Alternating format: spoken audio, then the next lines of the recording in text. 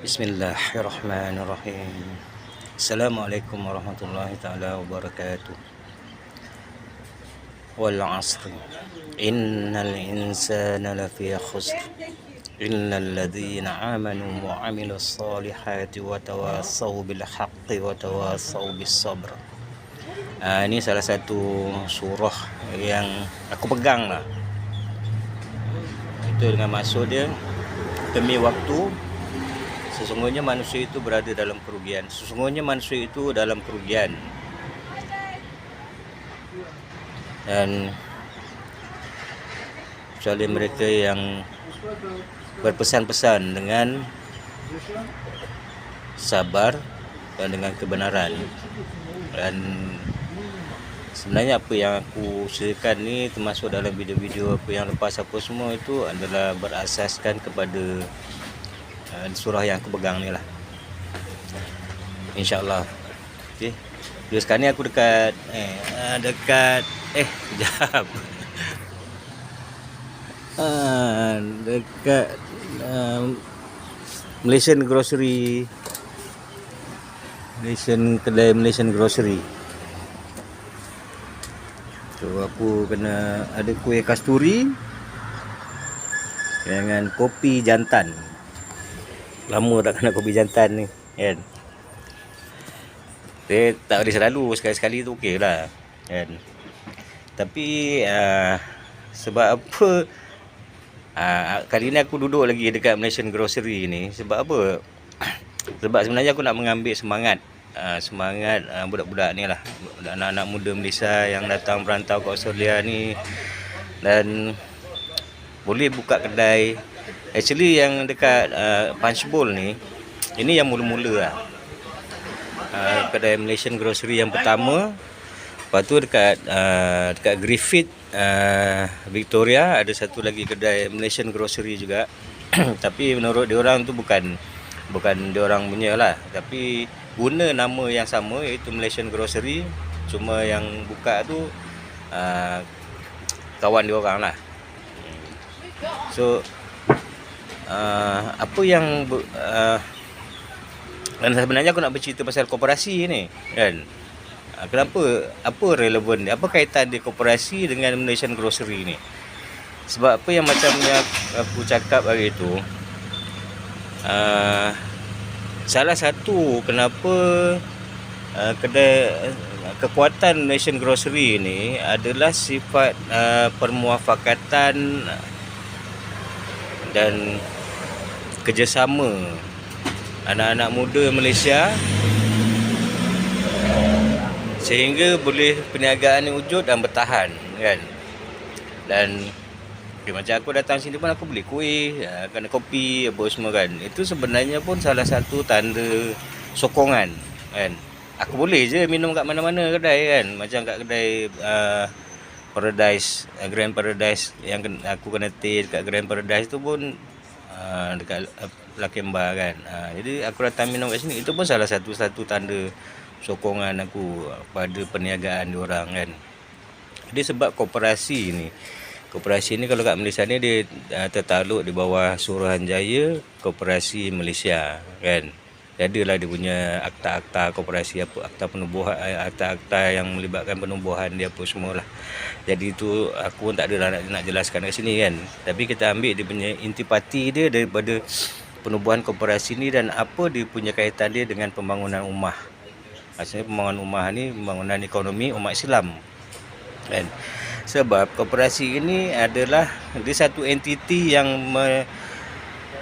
entiti perniagaan yang melambangkan sifat permuafakatan dan kerjasama antara ahli-ahli kan. Jadi kenapa pentingnya yang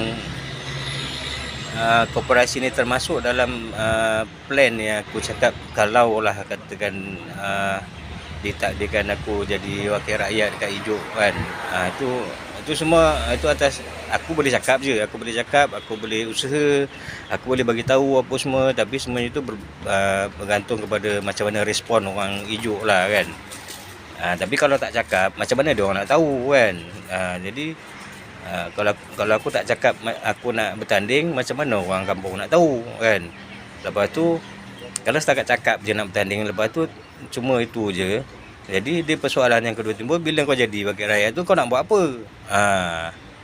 Jadi bila timbul persoalan apa yang kau nak buat, so itulah yang aku bentangkan sebelum ni. Itu macam pusat tahfiz kat masjid, apa semua, macam mana nak membangunkan sektor pertanian. Lepas tu apa kaitan sektor pertanian tu dengan agrotourism?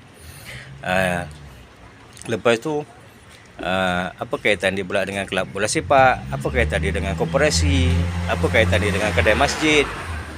Apa kaitan dia dengan nak membaik pulih balai raya? Dan ada banyak lagi lah. Tapi itu semuanya setakat mana yang aku fikirkan. Tapi sebenarnya kalau kita boleh duduk berbincang lah, ataupun kalau orang Mak Saleh kata brainstorming kan. Jadi brainstorming ni dia boleh mencetuskan macam-macam idea lah. Ini setakat mana yang aku boleh fikir lah. Tapi mungkin korang ada banyak lagi idea-idea yang boleh lagi macam mana nak tambahkan lagi supaya benda ni jadi solid lagi kan. Tapi dengan matlamat dia satu untuk nak mengukuhkan dan membina, untuk mengukuhkan umat Islam yang sekarang ni, ya, yang present lah. Lepas tu dalam pada tu kita merangka satu strategi bagaimana untuk nak membangunkan generasi yang masa depan. Itu anak-anak muda kan. Sebab tu dalam pusat tahfiz tu kita bagi, kalau dapat macam apa yang diusahakan oleh Masjid Batu Lapan, dia ada aulat tahfiz kan. Maknanya budak-budak yang berumur 5 tahun, 6 tahun, 7 tahun tu dah didedahkan dengan hafalan Al-Quran ni kan. Okey. So tapi itu untuk masa depan. Jadi untuk menangani masalah yang ada sekarang ni, kita pun kan ada juga strategi macam mana untuk nak menangani masalah-masalah yang ada sekarang ni. Yang paling jelas sekali tu ekonomi lah, sebab ekonomi ni memang satu aspek yang penting dalam kehidupan kita kan. Jadi sebab tu aku ada bercerita sikit tentang sistem kapitalis, tentang sistem ekonomi kapitalis, tentang sistem ekonomi sosialis, tentang sistem ekonomi Islam. Sebab kita umat Islam, jadi bila kita mengaku umat Islam, memang kita sepatutnya memperjuangkan sistem ekonomi Islam. Dan memang betul lah ada ustaz yang cakap, bila kita bercakap tentang Islam ni, kita tak boleh ambil separuh-separuh, kita kena ambil total. Jadi tak bolehlah kita nak cakap politik tu, kita nak apa untuk nak mengislamkan politik tu kan sahaja. Tapi kita mengesampingkan sistem ekonomi Islam.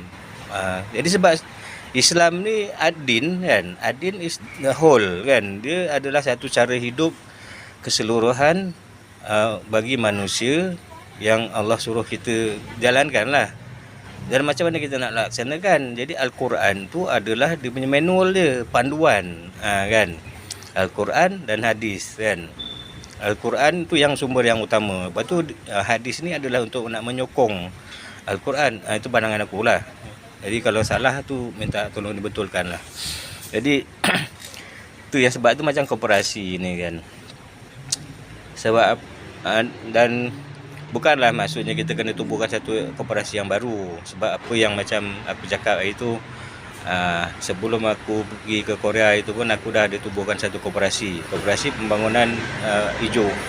Dan ada juga geng-geng Batu Lapan hijau yang dah tubuhkan koperasi juga. Tapi tak tahu macam mana dia punya status dia sekarang ni kan. Mungkin aktif, mungkin suam-suam kuku ke macam itu ke, mungkin sekarang dah tak aktif, aku tak tahulah. Tapi maksudnya kalau benda tu kita tengok balik, kalau betul-betul nak diusahakan, nak dibangunkan koperasi itu, mana-mana koperasi yang dah berdaftar tu kita hidupkan balik, susun balik kan.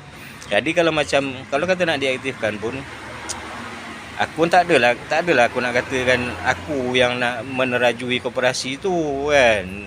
Sebab rasa macam kat hijau pun ada ramai lah anak-anak hijau yang bagus-bagus lah, yang ada ahli korporat lah, yang ahli perniagaan yang berjaya lah. Ia pun salah seorang dia pun yang sekarang ni jadi CEO KTM Malaysia kan. CEO KTM Malaysia tu sekarang ni senior aku 2 tahun kan. Itu even senior pangkat abang lah. Jadi dia masa kat sekolah Sains Selangor dulu dia panggil Ijuk, panggil Ijuk. Dia yang mula-mula sekali dia panggil Ijuk. Aku ni Ijuk yang nombor 2. Lepas tu ada lagi yang bawah-bawah tu pun ada dia panggil Ijuk juga. Mana yang datang daripada kampung Ijuk ni habis semuanya dia punya nickname ni dia orang panggil Ijuk kan.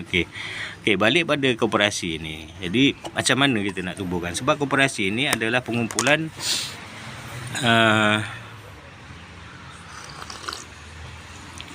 satu kaedah untuk nak mengumpulkan modal sebenarnya kan. Sebab tu kalau macam dalam sistem kapitalis kan, orang panggil big corporation, korporat yang besar apa semua kan. Tapi korporat yang besar ni semuanya dimodalkan oleh siapa?